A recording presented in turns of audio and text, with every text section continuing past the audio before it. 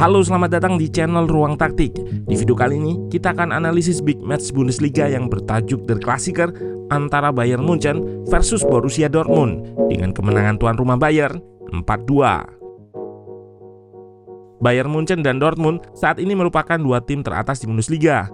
Dan sebelum laga ini dimulai, Dortmund berada di atas Munchen dengan selisih 1 poin. Dengan hasil di laga ini, tim yang bermarkas di Allianz Arena tersebut sukses mengkudeta posisi Dortmund. Big match kali ini merupakan debut bagi Thomas Tuchel sebagai pelatih Bayern, menggantikan Julian Nagelsmann. Secara statistik, Bayern hanya menguasai 49% ball possession. Angka ini cukup jauh dari rata-rata possession Bayern musim ini yang mencapai 60% dan tertinggi di Bundesliga. Pun begitu, The Bavarians lebih banyak catatkan peluang dengan 16 shots, 4 diantaranya merupakan big chance. Sedangkan Dortmund hanya catatkan 10 shots. Nah, penasaran dengan debut Thomas Tuchel di laga ini? Let's go, kita bahas sama-sama.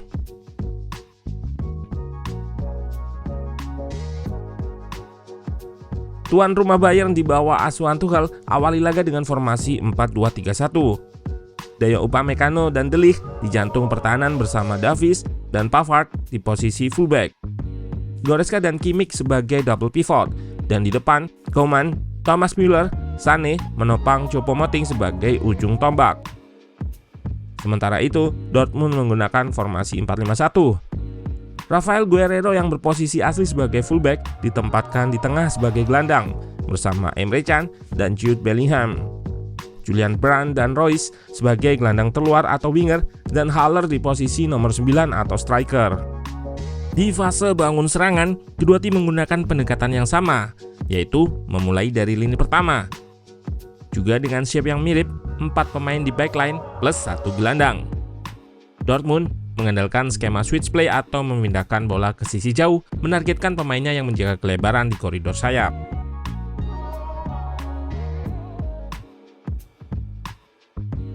Selain itu melakukan overload saat masuk di area pertahanan Bayern. Terlihat di sini 5 pemain Dortmund berada di satu area, melakukan link up untuk menemukan celah di antara backline Munchen untuk dieksploitasi.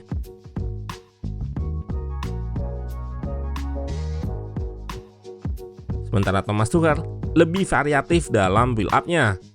Dengan shape 4-1 di belakang, 4 pemain di backline yang relatif stay di posisinya, plus 1 gelandang bertahan yaitu Kimmich. Dengan banyaknya pemain di lini pertama build up, memungkinkan Bayern untuk melakukan sirkulasi guna memancing pressing Dortmund naik.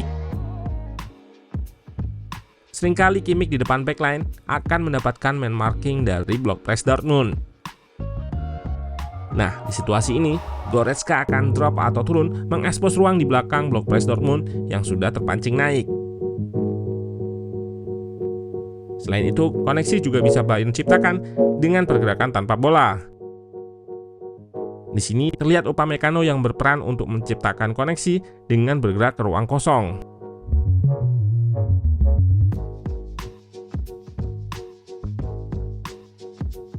Kelemahan block press Dortmund di laga ini adalah mereka nggak cukup baik dalam menutup akses progresi Munchen melalui lini tengah.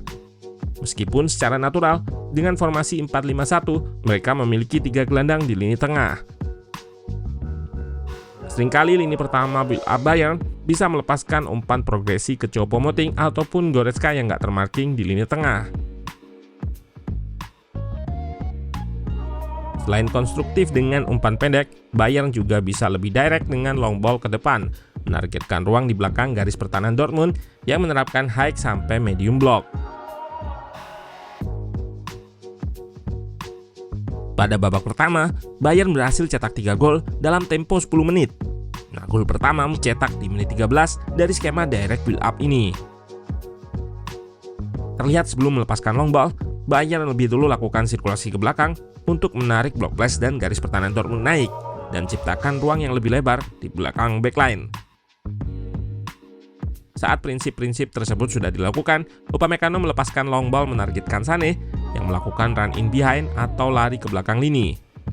Sebenarnya long ball Upamecano ini terlalu deras, namun kiper Dortmund melakukan kesalahan dalam antisipasi sehingga bola masuk ke gawang 1-0.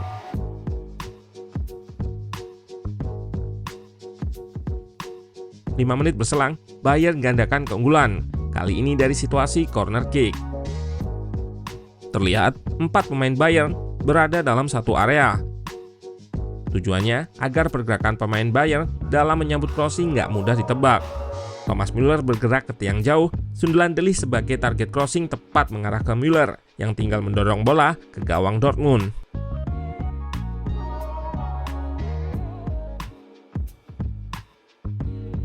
Dan pada gol ketiga, kali ini dengan high press-nya, Bayern berhasil rebut possession di pertahanan Dortmund yang langsung dikonversi menjadi serangan balik.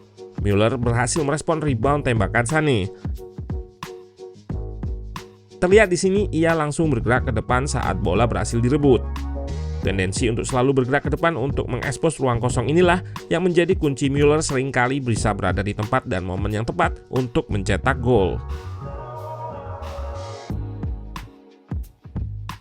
Pada fase attacking, frontline Bayern yang menerapkan kelebaran maksimal dengan dua wingernya yang melebar di koridor sayap disupport oleh Müller dan Goretzka yang mengisi koridor half space.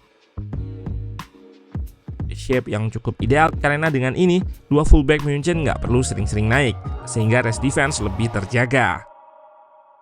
Dari data statistik berikut terlihat pada fase ini memang Bayern lebih dominan menyerang melalui kedua sisi sayap. Sané di sisi kanan seringkali akan melakukan cut inside bergerak masuk ke tengah. Selain karena kemampuan dribblenya yang sangat baik, seringkali saat melakukan ini ia nggak mendapatkan gangguan berarti dari pemain Dortmund, sehingga mantan pemain City tersebut bisa leluasa bergerak masuk ke tengah. Hal ini pula yang nampak di proses gol keempat Bayern di babak kedua. Berawal dari situasi build up yang memperlihatkan kurangnya block press Dortmund untuk menutup akses ke gelandang Munchen, dilanjutkan dengan switch play command ke Sané yang melebar di sisi kanan. Overlap Pavard memecah marking Guerreiro 2 versus 1. Saat Sané cut inside lagi-lagi nggak mendapatkan gangguan berarti, sehingga ia bisa lepaskan true pass kepada Coman yang muncul dari titik buta fullback Dortmund. Nampak juga pada momen ini peran Müller dan Choupo-Moting untuk mengikat dua center back Dortmund.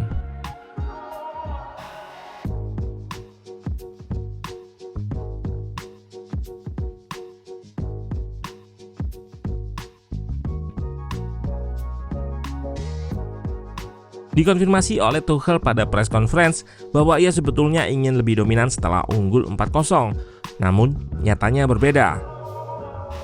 Timnya dirasa masih perlu menemukan ritme, memperbaiki jarak antar pemain, lalu tahu kapan harus menyerang penuh.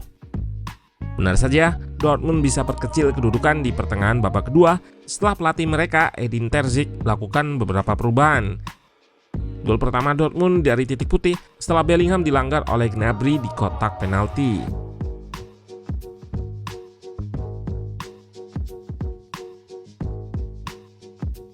Dan gol kedua dengan pergerakan run in behind dari Daniel Malen, juga link up-nya dengan Guerreiro, dan dituntaskan dengan placing Malen ke tiang jauh gawang Bayern.